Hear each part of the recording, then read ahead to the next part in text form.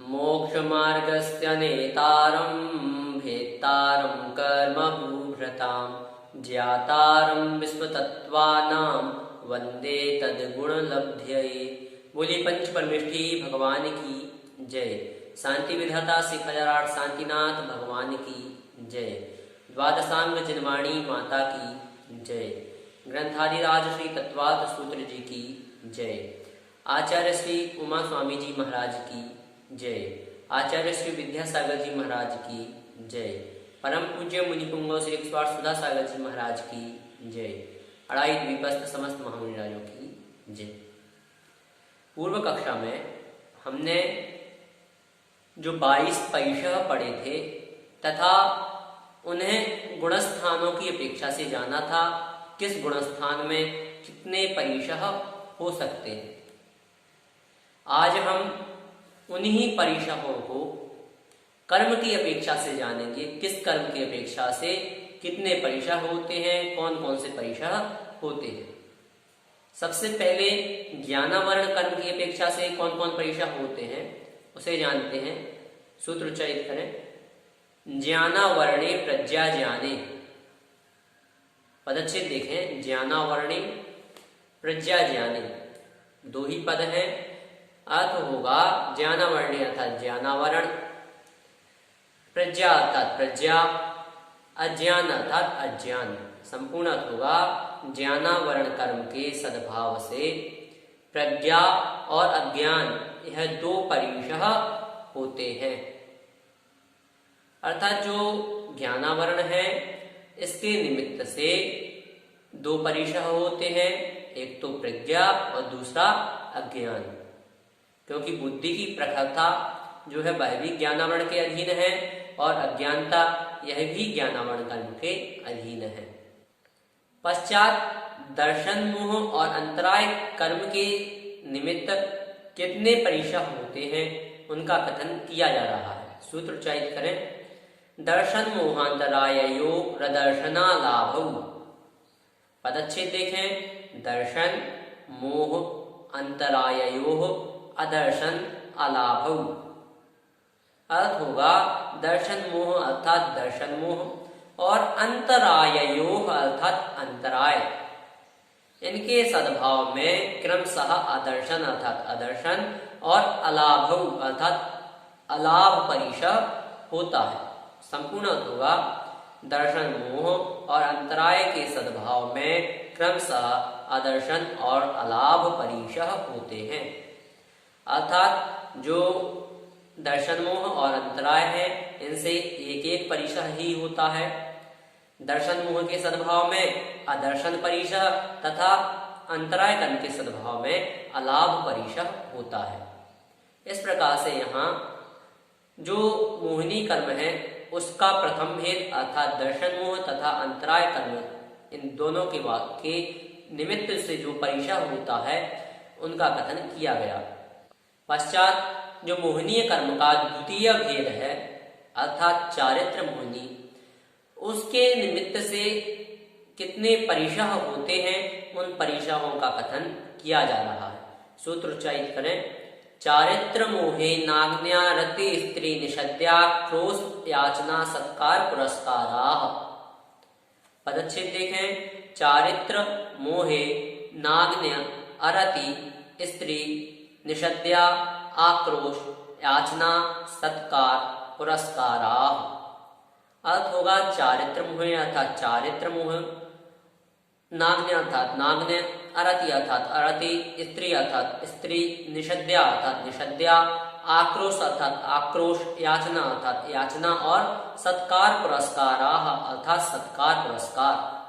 संपूर्ण होगा चारित्र मोह के सद्भाव में नाग्न्य, अरति, स्त्री, निषद्या, आक्रोश, याचना और सत्कार पुरस्कार, यह 7 परिशह होते हैं।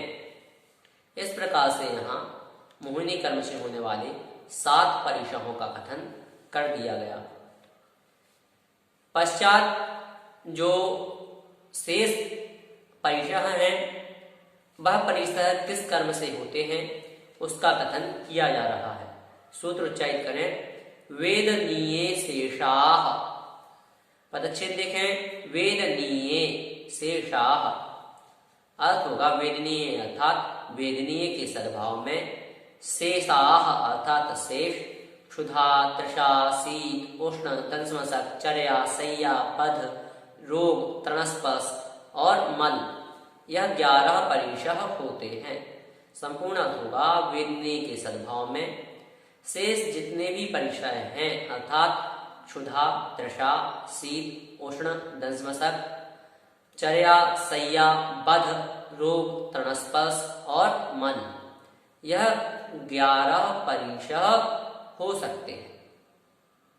इस प्रकार से यहाँ तक कुल 22 परिशहों का कथन कर दिया गया। अर्थात सबसे पहले जो पढ़ा था वह पढ़ा था ज्ञानावरण के सद्भाव में प्रज्ञा और अज्ञान, यहाँ 2 परिशह। पश्चात दर्शन मोह के सद्भाव में अदर्शन 3। पश्चात अंतराय कर्म के सद्भाव में अलाभ 4। और पश्चात जो 7 पढ़े थे वह पढ़े थे चारित्र मोह के सद्भाव में। चारित्र मोह के सद्भाव में जो 7 थे तो 7 और 4 11। पश्चात वेदनीय में शेष जो हैं वह सभी आएंगे तो 11 और 11 22। इस प्रकार से यहाँ तक 22 परिशहों का कर्म की अपेक्षा से कथन किया जा चुका है। पश्चात एक साथ एक जीव के कितने परिशह तक हो सकते हैं उनका कथन किया जा रहा है। सूत्र उच्चारित करें, एकादयो भाज्या युगपदे कस्मिन्नैकोन विंशतेः। पदच्छेद देखें, एकादयः भाज्या युगपत एकस्मिन् आ एकोनविंशतेः। अर्थ होगा एक अर्थात एक को, आदयः अर्थात आदि लेकर, भाज्या अर्थात विभाजन करने पर, युगपत अर्थात एक साथ, एकस्मिन् अर्थात एक जीव के, आ अर्थात तक, तो आ एकोनविंशति का अर्थ होगा 19 परिशः तक। संपूर्ण अर्थ होगा एक को आदि लेकर विभाजन करने पर एक साथ एक जीव के 19 परिशः तक हो सकते हैं। कैसे होंगे?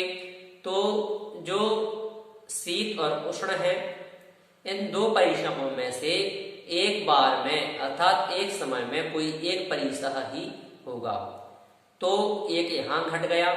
तथा चर्या, शय्या, निषद्या इन 3 में से भी कोई एक परिशः होगा। क्यों होगा? क्योंकि जब चलने की क्रिया करेंगे अर्थात चर्या करेंगे तो एक वह क्रिया हो सकती है, अथवा शयन अर्थात शय्या क्रिया हो सकती है, और तीसरी जो क्रिया है निषद्या अर्थात ध्यान की क्रिया, बैठने की क्रिया हो सकती है। तो एक बार में एक क्रिया इन 3 में से हो सकती है। इस प्रकार से यहाँ की 2 क्रियाएं घट जाएंगी, तो 2 और 1 3 घटने पर 19 जो क्रियाएं हैं वह एक जीव को एक समय में एक साथ हो सकती हैं, अर्थात 19 परिशः वह एक साथ सहन कर सकता है। यह क्या है? यह अधिक संख्या है। और कहा एक को आदि लेकर अर्थात कम से कम एक परिशः भी और अधिक से अधिक 19 परिशः भी वह सहन कर सकता है।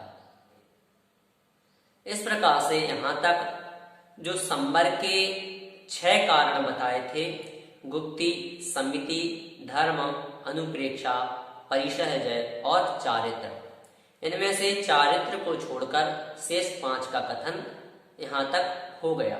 पश्चात जो शेष है चारित्र उसका कथन किया जा रहा है। सूत्र उच्चारित करें, सामायिकत छेदोपस्थापना परिहार विशुद्धि सूक्ष्म संप्राय यथाख्यात्मिति चारित्रम। पदच्छेद देखें, सामायिक, छेदोपस्थापना, परिहार विशुद्धि, सूक्ष्म संप्राय, यथाख्यातम इति चारित्रम। अर्थ होगा सामायिक अर्थात सामायिक, छेदोपस्थापना अर्थात छेदोपस्थापना, परिहार विशुद्धि अर्थात परिहार विशुद्धि, सूक्ष्म संप्राय अर्थात सूक्ष्म संप्राय और यथाख्यातम अर्थात यथाख्यात। यह 5 प्रकार का चारित्रम अर्थात चारित्र है। संपूर्ण अर्थ होगा सामायिक, छेदोपस्थापना, परिहार विशुद्धि, सूक्ष्म संप्राय और यथाख्यात। यह 5 प्रकार का चारित्र है। इन सभी की परिभाषाओं को देखें। पहला है सामायिक। परिभाषा होगी संपूर्ण सावध्य योग के त्याग को सामायिक चारित्र कहते हैं। यह चारित्र जो है 6वें से 9वें गुण स्थानवर्ती मुनिराज के होता है। द्वितीय चारित्र है छेदोपस्थापना। परिभाषा होगी प्रमादवश चारित्र में लगे हुए दोषों का प्रायश्चित आदि के द्वारा निराकरण कर निर्दोष चारित्र का पालन करना। यह क्या है? छेदोपस्थापना चारित्र कहलाता है। यह भी 6वें से 9वें गुण स्थानवर्ती मुनिराज के होता है। अब कोई कहे कि हम तो प्रतिदिन क्या करते हैं? प्रतिक्रमण कर लेते हैं, हमारे दोषों का निराकरण हो जाता है। हम तो कुछ भी दिन भर में करें और हम शाम को प्रतिक्रमण कर लें तो क्या हमारे सारे दोष निराकरण हो जाएंगे? तो ऐसा नहीं है। क्वचित कदाचित जो दोष लग जाते हैं, जो अनजाने में दोष लग जाते हैं, उनका प्रायश्चित किया जाता है। और जो हम कार्य नित्य प्रतिदिन करते हैं उनका प्रायश्चित नहीं होता है, क्योंकि जो आगम है उसमें अतिचार और अनाचार यह 2 रूप बताए, जिसमें से अतिचार जो है उसका नाम है कि त्यक्त विषय के सेवन को, अर्थात जो त्याग किया हुआ विषय है यदि उसका सेवन हो जाए, किया नहीं है यदि हो जाए तो क्या है? वह अतिचार है। और विषयासक्त पने को, अर्थात जो विषयाशक्ति जागृत हो जाती है, अर्थात एक बार अब कर लिया, अब उसमें हमारा विषय लग गया, उसमें हमारी आसक्ति बढ़ गई, तो यह क्या है? यह अनाचार है। इसका प्रायश्चित नहीं होता है। प्रायश्चित कब होगा? जब आप उसे पूर्णतः छोड़ देंगे और पश्चात प्रायश्चित लेंगे तो वह प्रायश्चित माना जाएगा। पश्चात है परिहार विशुद्धि। परिभाषा होगी जिस चारित्र में जीव हिंसा का त्याग हो जाने पर विशेष विशुद्धि प्राप्त होती है, वह परिहार विशुद्धि नाम का चारित्र कहलाता है। यह 6वें तथा 7वें गुणस्थानवर्ती मुनिराज के होता है। पश्चात है सूक्ष्म संप्राय, अर्थात सूक्ष्म कषाय का उदय रह जाने पर जो चारित्र होता है वह सूक्ष्म संप्राय चारित्र कहलाता है। सूक्ष्म संप्राय जो यह नाम है, यह 10वें गुणस्थान का नाम है और यह जो चारित्र है यह 10वें गुणस्थानवर्ती मुनिराज के ही होता है। अंतिम है यथाख्यात चारित्र। इसकी परिभाषा होगी संपूर्ण मोहिनी कर्म का क्षय अथवा उपशम हो जाने पर जो आत्मा के शुद्ध स्वरूप में लीन होता है अथवा जो आत्मा का शुद्ध रूप प्रकट होता है, वह क्या है? वह यथाख्यात चारित्र कहलाता है। यह 11वें से 14वें गुणस्थानवर्ती मुनिराज के तथा जो गुणस्थान रहित हैं अर्थात सिद्ध परमिष्टि हैं, उनके यह चारित्र पाया जाता है। इस प्रकार से यहाँ चारित्र का भी कथन किया गया। आज हमने 6 सूत्रों को पढ़ा। ज्ञाना वर्णे प्रज्ञा ज्ञाने दर्शन मोहांतरायोरदर्शना लाभौ चारित्र मोहे नाग्न्या रति स्त्री निषद्याक्रोश याचना सत्कार पुरस्काराः वेदनीये शेषाः एकादयो भाज्या युगपदे कस्मिन्नैकोन विदसतेः सामायिकच्छेदोपस्थापना परिहार विशुद्धि सूक्ष्म संप्राय यथाख्यात मिति चारित्रम। इस प्रकार से इन 6 सूत्रों के माध्यम से प्रथम जो 4 सूत्र हैं उनमें कर्मों की अपेक्षा से 22 परिशः जाने, पश्चात एक जीव के एक साथ कितने परिशः हो सकते हैं उसे जाना, और अंतिम जो आज सूत्र पढ़ा उसमें चारित्र के भेदों का कथन हमने समझा। यदि आपकी आज के संदर्भ में कोई जिज्ञासा है तो आप हमें भेज सकते हैं। आप हमें YouTube चैनल पर कमेंट के माध्यम से बता सकते हैं अथवा हमारे WhatsApp नंबर पर भी आप हमें अपनी जिज्ञासाएं भेज सकते हैं। जय जिनेंद्र।